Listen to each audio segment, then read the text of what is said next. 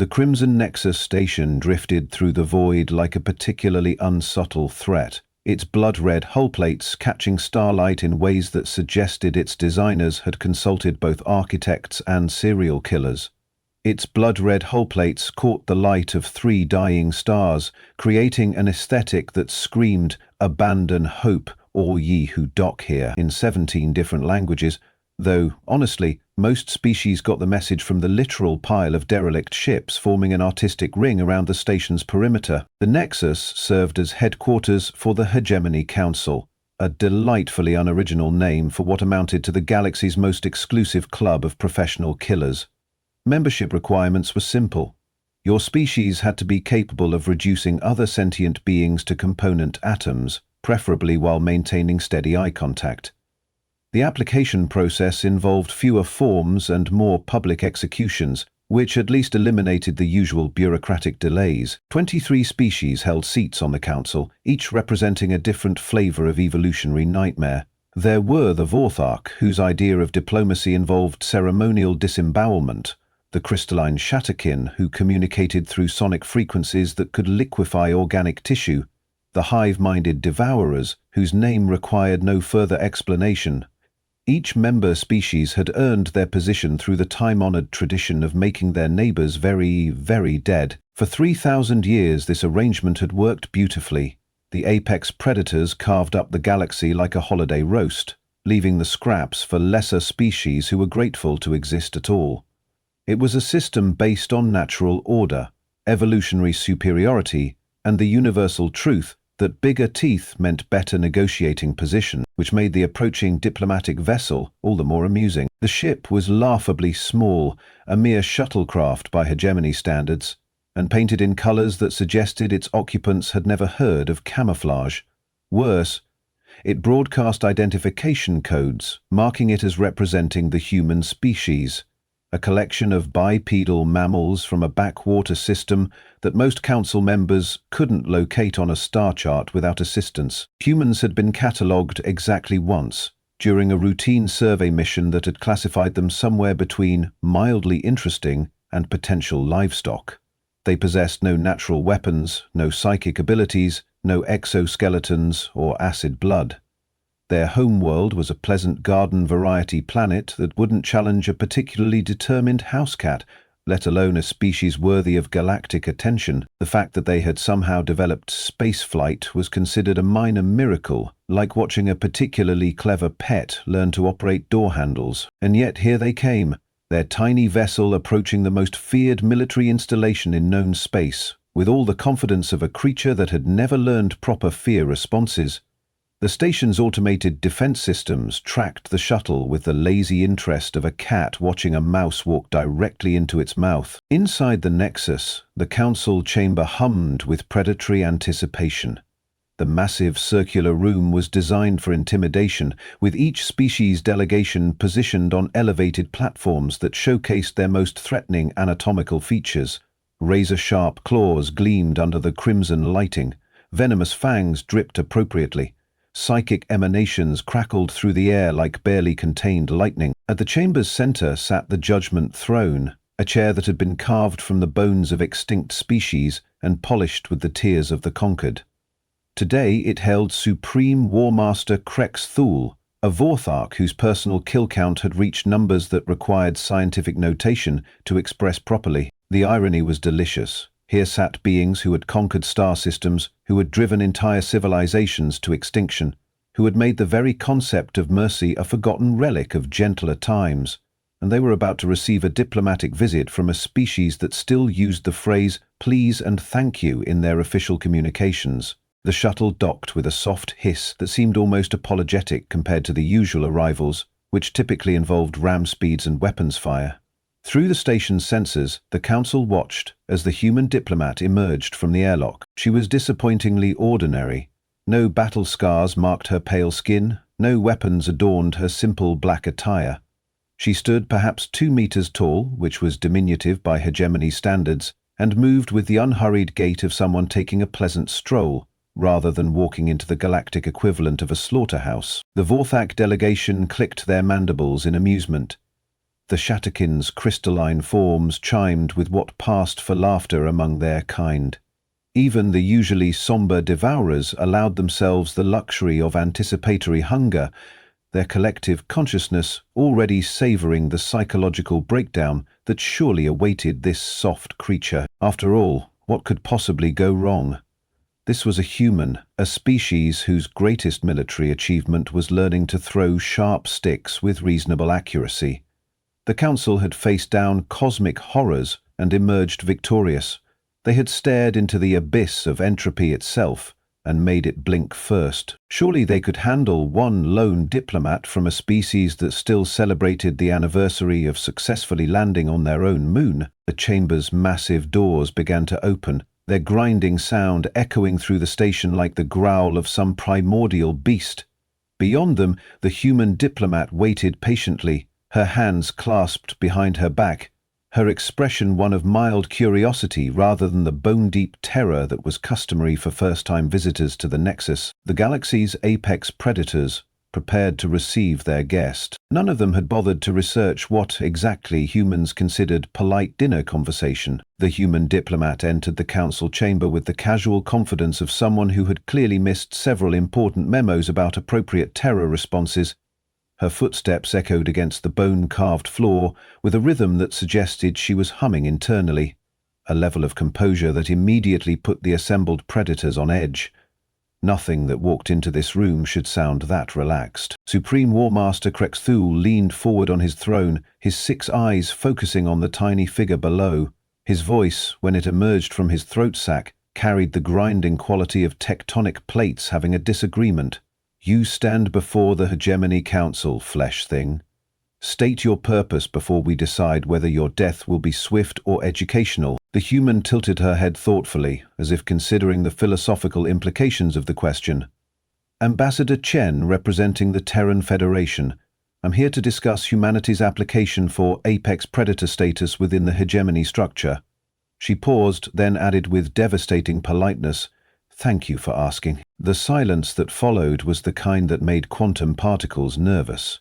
Several council members exchanged what could generously be called glances, though when your eyes were compound structures or energy fields, the gesture lost some of its traditional meaning. The Shatakin delegation produced a harmonic frequency that roughly translated to, "Did she just thank a death threat?" Krexthul's mandibles clicked in what his species used for laughter, though the sound resembled industrial equipment having a nervous breakdown. "Apex predator status? You?" He gestured with one of his 8 arms toward her unmarked form. "Where are your weapons, little mammal? Your natural armor? Your venom sacs or psychic projectors?" "Oh, I left those at home," the human replied conversationally. "Didn't want to seem presumptuous on the first visit." The Devourer collective stirred uneasily.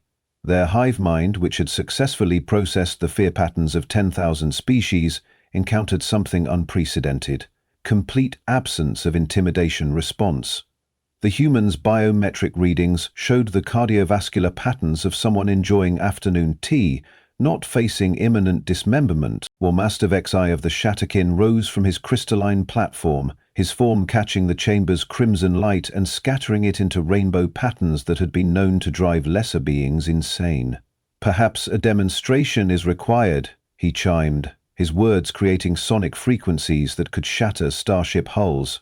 "To clarify the nature of your situation," the human nodded appreciatively. "Demonstrations are excellent learning tools. Please, proceed." Vexai's form began to resonate, building toward the frequency that would liquefy organic tissue.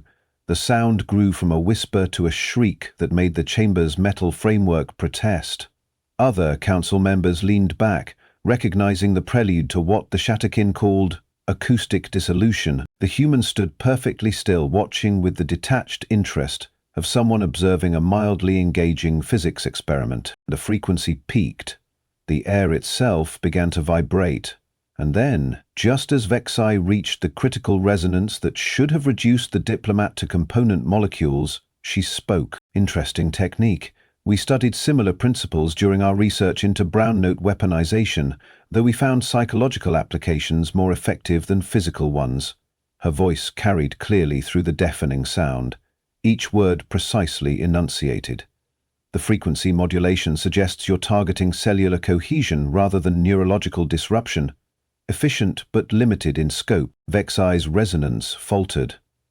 The concept of a target calmly analyzing their own imminent death while it happened was sufficiently novel to disrupt his concentration.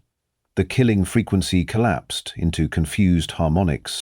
"How?" he chimed, his usual melodic tones replaced by what could only be described as crystalline bewilderment. The human reached into her pocket and withdrew what appeared to be a small electronic device. Active noise cancellation, mostly. We developed it for subway systems, but the principles translate well to sonic weaponry. Though I have to say, your resonance patterns are beautifully constructed.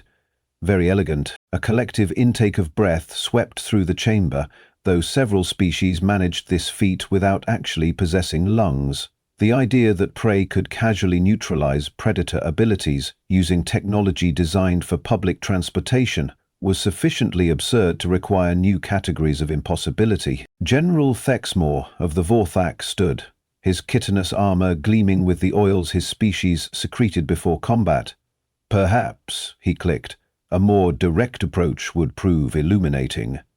His massive form began the ritual battle stance, 8 limbs positioning themselves for the ceremonial evisceration that traditionally preceded serious negotiations. The human watched this display with the polite attention of someone reviewing a dance performance.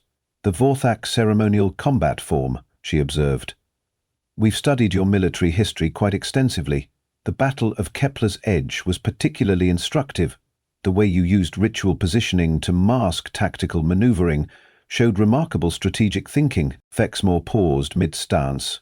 Being complimented on military tactics by one's intended victim was not covered in traditional warrior protocols. "You know of our campaigns?" "Oh, yes. Humanity has always been fascinated by military history. Your species' transition from pack hunters to organized warfare was revolutionary. The psychological warfare techniques you developed during the Rim Wars were especially innovative."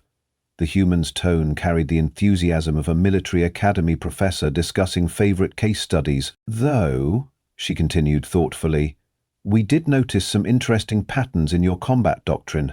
The ceremonial aspects, while psychologically effective, do create predictable movement sequences.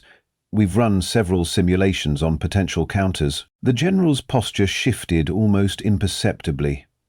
The idea that a prey species had not only studied Vortak military tactics, but had developed countermeasures was disturbing on levels that bypassed rational thought and went straight to species-wide survival instincts. Supreme War Master Krexul rose from his throne, his massive form casting shadows that had been known to traumatize entire planetary populations. "Enough games, flesh creature. You speak of studying our ways, but knowledge without strength is merely academic curiosity. What could your soft species possibly offer beings who have conquered star systems?" The human smiled. It was not a particularly large smile, nor threatening in any conventional sense, but something in its quality made every predator instinct in the chamber suddenly whisper urgent warnings about things that smiled while being threatened. "What we offer," she said, her voice carrying a new quality that made the chamber's atmospheric processors hum nervously, "is perspective." The word hung in the air like a scalpel waiting to make its first incision. Around the chamber, apex predators who had spent millennia perfecting the art of intimidation found themselves experiencing the novel sensation of being quietly, professionally unsettled. "Perspective?" repeated Krextul, his throat sac inflating with what his species used for incredulous emphasis. "You offer us perspective?" The human nodded with the patience of someone explaining basic concepts to particularly slow students. "You see, there's been a fundamental misunderstanding about the nature of predation.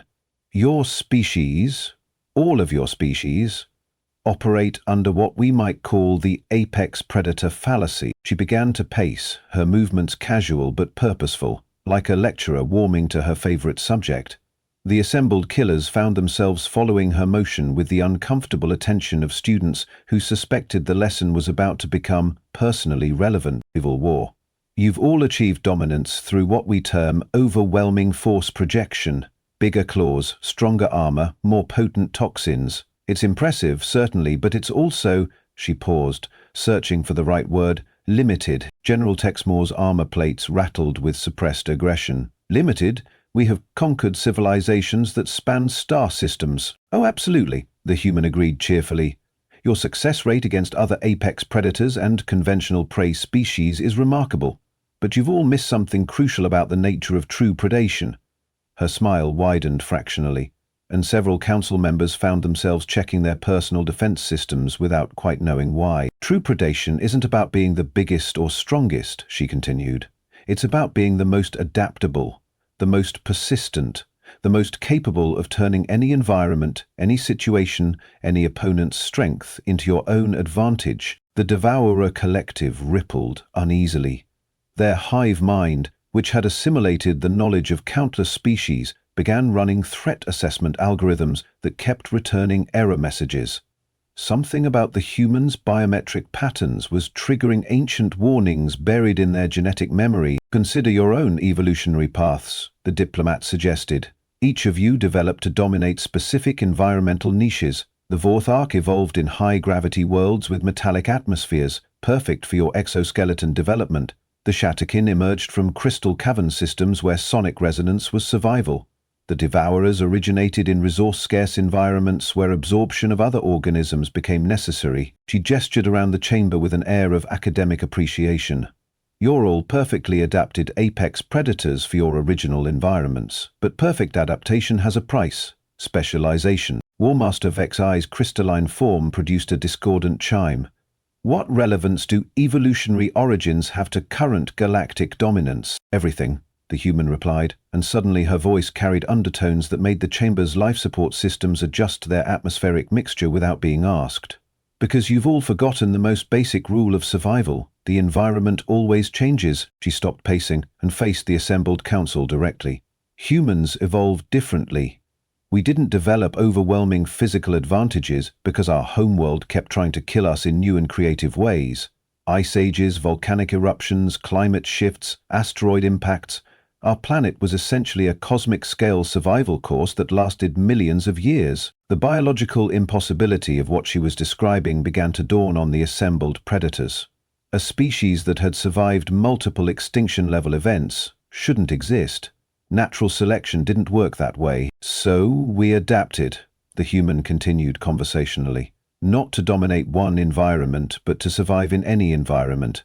We became persistence hunters, not because we were fast or strong, but because we never stopped coming. We developed tool use not because we were clever, but because we had to be. We created social structures not from hive minds or pack instincts, but from the necessity of cooperation in the face of constant environmental hostility. Supreme Warmaster Krexthul's 6 eyes dilated as certain unpleasant implications began to surface. You're suggesting that your species is the apex predator of apex predators, the human finished helpfully. Yes. That's exactly what I'm suggesting. The silence that followed was the kind that made entropy itself nervous. The concept was so fundamentally disturbing that several species threat assessment systems began recommending immediate evacuation. Consider the evidence, the diplomat continued, apparently oblivious to the existential crisis spreading through the chamber. In the 3,000 years of the hegemony's existence, how many new apex predator species have successfully challenged your dominance? The answer was 0, but none of the council members felt inclined to say it aloud. And yet, the human pressed on, humanity achieved spaceflight and interstellar travel in less than a century after discovering basic principles of physics. We went from primitive tool use to faster-than-light travel in what amounts to an evolutionary microsecond. Does that pattern suggest the behavior of a typical prey species? Disturbing memories began surfacing in the collective consciousness of the Devourers. Data points that had seemed irrelevant suddenly formed patterns. Human colonies that had thrived in environments that killed other species. Human merchants who negotiated deals with a persistence that bordered on psychological warfare.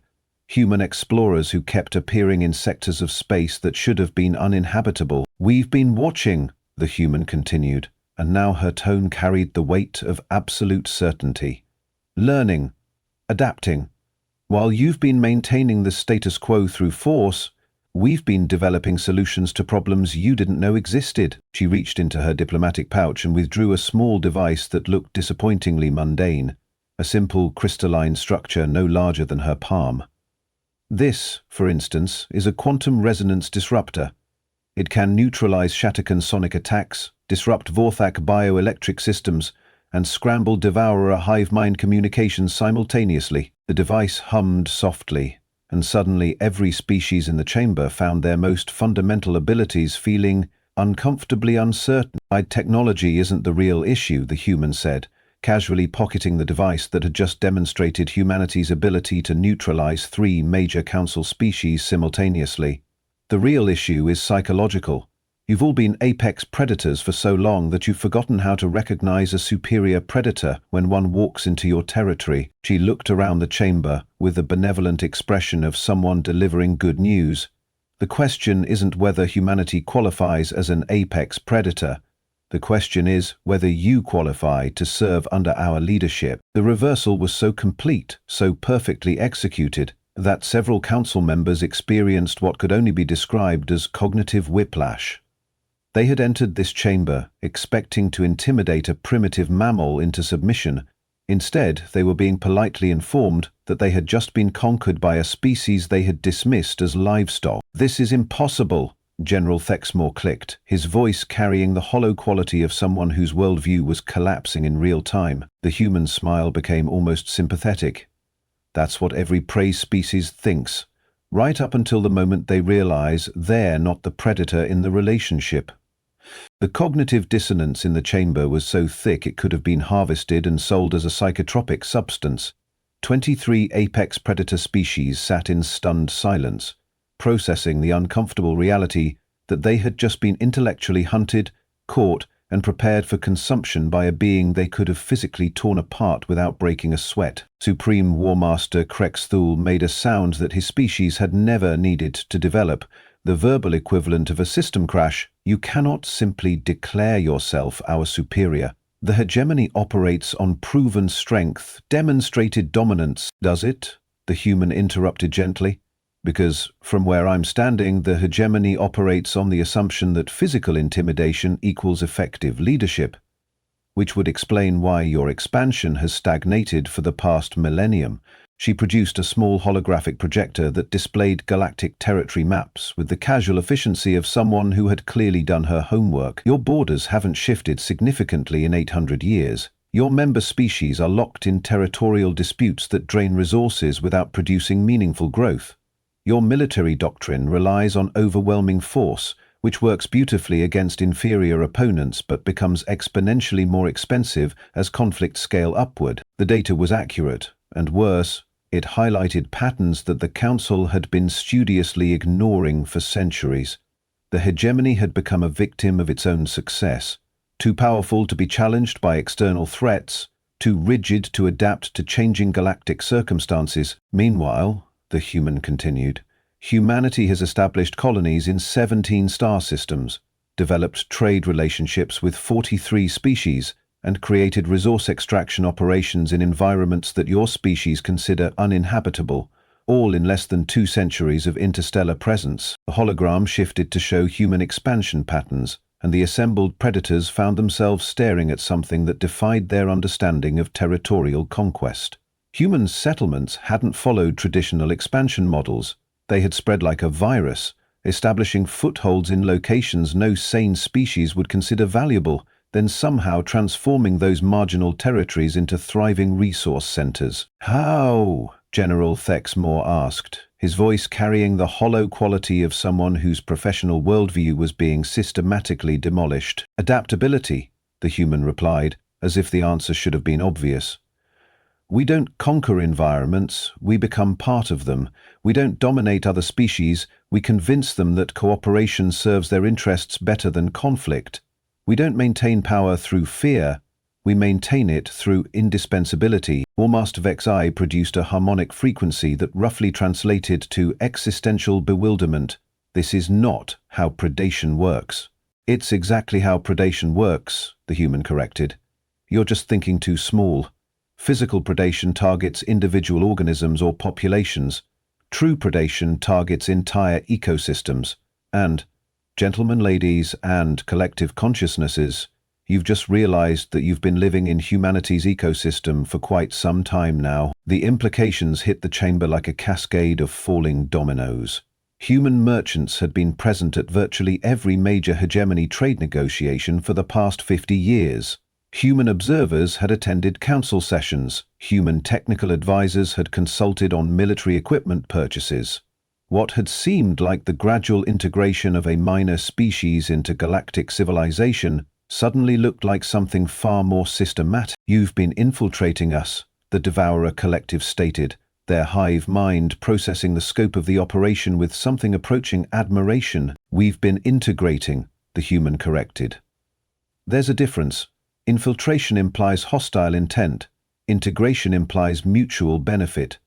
Though I suppose from your perspective, the distinction might seem academic." She gestured around the chamber with an air of professional satisfaction. "Consider your current situation. You're the most feared military force in the galaxy, collectively commanding enough firepower to sterilize solar systems, and yet you're sitting here, listening to a single human explain why your entire civilization model is obsolete, and none of you have attempted to simply kill me and end this conversation." The observation was so accurate it bordered on the supernatural. Every council member had weapons systems that could have vaporized the diplomat in milliseconds, but something about her presence had created a psychological environment where violence seemed counterproductive. "That's not intimidation," the human continued. "That's social predation. We've convinced you that this conversation serves your interests better than my death would. And the really beautiful part is that we're probably right." Supreme War Master Krexthul's threat display systems cycled through several activation sequences before powering down in confusion. "What do you want from us?" The human's expression became almost businesslike. "Partnership.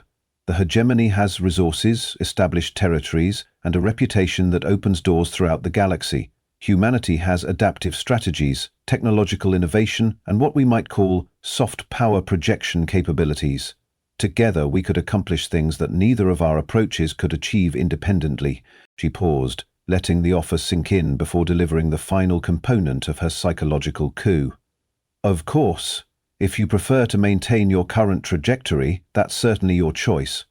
Though I should mention that humanity has already established preliminary agreements with several non-hegemony species who were interested in exploring alternative galactic governance models." The threat was delivered with such understated politeness that it took several seconds for the full implications to register.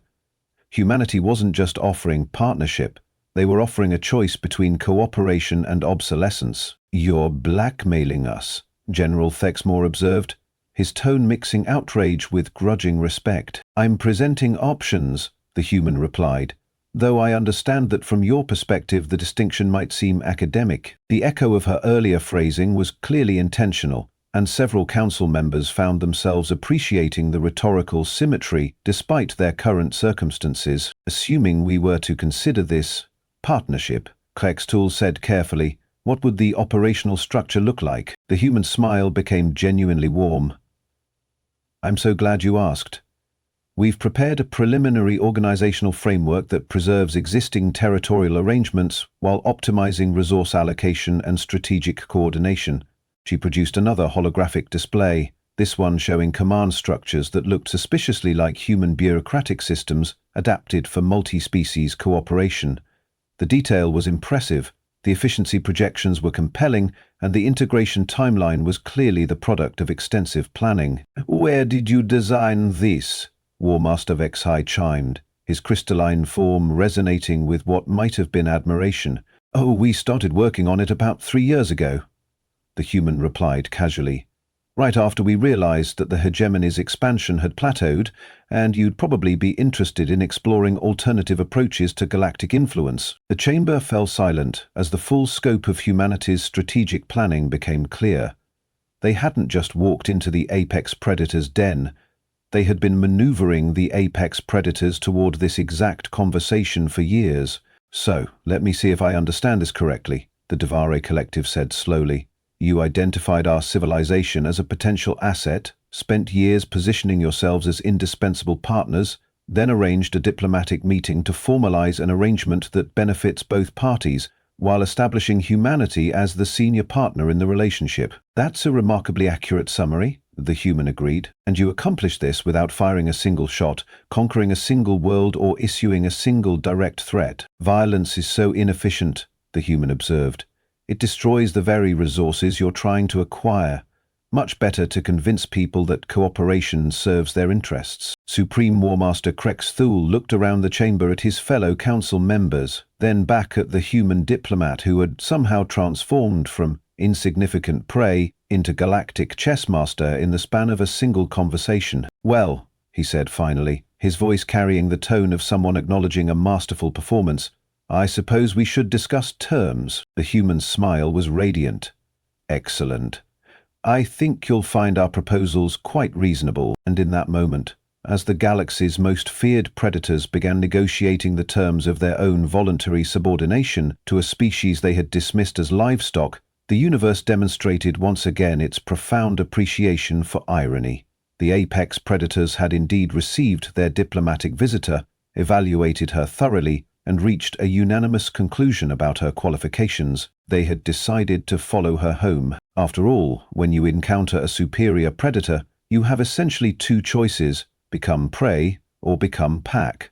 And as every apex predator knows, being part of the most dangerous pack in the galaxy beats being prey to it. The human diplomat began outlining the administrative details of humanity's new galactic leadership role, her voice carrying the pleasant tone of someone who had always known exactly how this conversation would end. She had walked into the apex predator's den as a diplomat. She was leaving, as their alpha,